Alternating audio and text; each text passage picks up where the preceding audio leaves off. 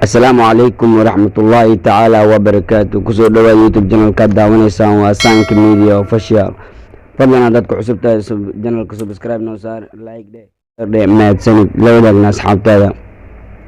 Maanta waxaynu ka hadli doonaa madax banaanidii 26 Juun. Maalinta madax banaanida Soomaaliya 26 Juun 1960 waa maalin qaran lagu xuso wadanka Soomaaliya iyo deegaanada Somaliland, gobolada waqooyi.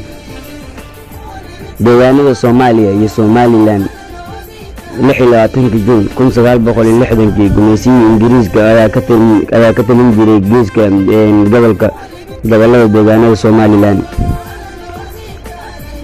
maalmo yar kadib Soomaaliya ayaa madax banaani ka qaadatay gumaysigii Talyaaniga iyo Ingiriiska.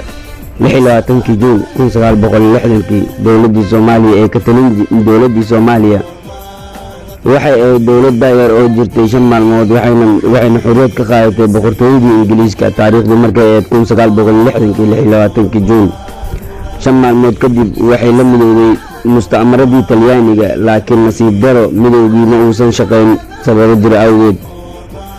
1 Luulyo 1960 waxaa midoobay labada gobol waqooyi iyo koonfureed kaasoo baxsaday Jamhuuriyadda Federaalka Soomaaliya. waad ku maasantahay la socodkaaga iyo jaanqaadkaaga video caynkaan kala kulmayna insha Allah. waxaa idinka tagayaa fi amaanillah. Asalaamu calaykum waraxmatullaahi tacaala. waad ku maasantahay la socodkaaga iyo jaanqaadkaaga. please subscribe noo saar channelka, like dhe, share dhe, asxaabtaadan la wadaag si aan usoo badano videoyaal kale.